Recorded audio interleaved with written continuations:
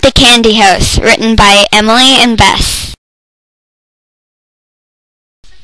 Once upon a time, there was an evil, ugly witch named Agatha. She lived in a small candy house just on the other side of deep forest. One day, she was feeling lonely and bored, which most witches are, so she decided to make a gingerbread man. This wasn't an ordinary happy gingerbread man. It had a dash of evil inside. As most witches do, they put a spell or charm on everything to help them defeat happiness. So Agatha put an evil charm on the gingerbread man. On the other side of deep forest, two young siblings named Hansel and Gretel were walking to their fate. An hour later, the gingerbread man was set off on a quest to find two innocent children for the witch. Just as Hansel and Gretel were walking past a bush, they heard a crackle. Hello? Is anybody in there?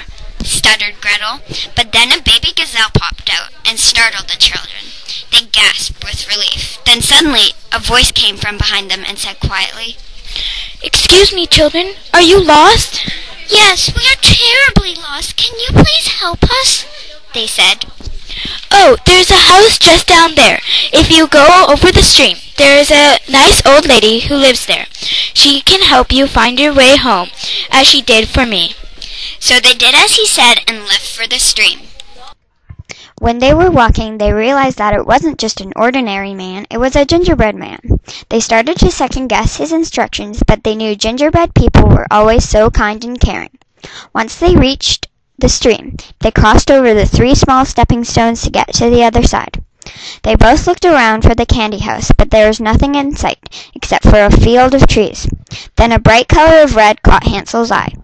"Is that what I think it is? It's the candy house!" The two overly excited children ran as fast as they could. The house was covered in so much candy that it stunned the both of them. "We could just eat it all," said Gretel, licking her lips. Hansel knocked as hard as he could on the door. An old crackly voice came from inside. "Don't worry, I'm coming." The old lady in the raggedy dress opened the door slowly. Hansel and Gretel could not contain their excitement any longer. "Do you children want to come in?"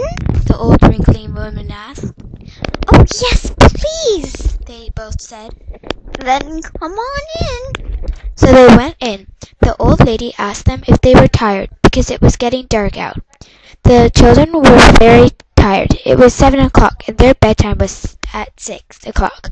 So the lady took them into a small bedroom, and they fell asleep instantly. Upon waking, Gretel rolled over tiredly, and suddenly her hand collided with what sounded and felt like an iron bar. She held her hand tightly and opened her eyes. "Hansel, Hansel, wake up! Something's wrong!" Gretel shook him until he woke. "We are not in the bedroom anymore. We're in a cage," said Gretel. "Don't worry, you're just dreaming. Go back to sleep." Just as Gretel started to drift off to sleep, the old lady woke them up. They both realized that this was not a dream anymore. They were in a cage, and the old woman who pretended to be nice to them turned out to be a witch in a gruel-looking outfit. Their father told them stories about children who turned into slaves and some turned into dinner. But Hansel and Gretel never thought it was real. "You, the small girl there," barked Agatha. "Me?" replied Gretel. "You will be my slave, and you look needy of a long rest." Gretel did not want to upset the witch, so she did as she said.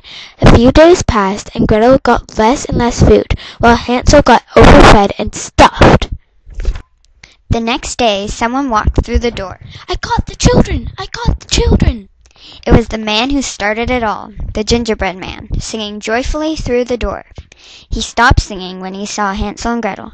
Hansel was as fat as a hippopotamus, and Gretel was as thin as a stick bug.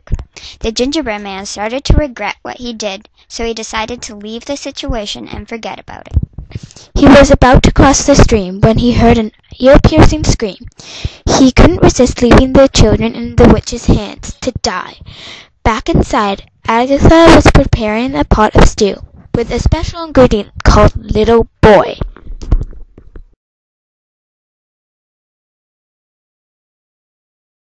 As the gingerbread man ran towards the cottage, the charm rose above him. He tried to be sneaky and slipped through the window, but unfortunately Unfortunately, the gingerbread man was so determined to save the children that he wasn't thinking about what could be underneath the window. It just so happened that the burning pot of spices that was under the window, the gingerbread man fell in. But when he fell in, the small tube of poison that he had in his pocket was released into the pot. The witch didn't even realize that the gingerbread man even entered the house. The children were about to be thrown into the pot, but the witch remembered she had to taste it to make sure it was just right. She took an old rusty spoon. She dipped it in, took one sip, and collapsed to the floor, shouting, Poison! Poison! That's what's killing me! You children are evil! Hansel was standing there with his mouth wide open. What just happened? Said Hansel, startled.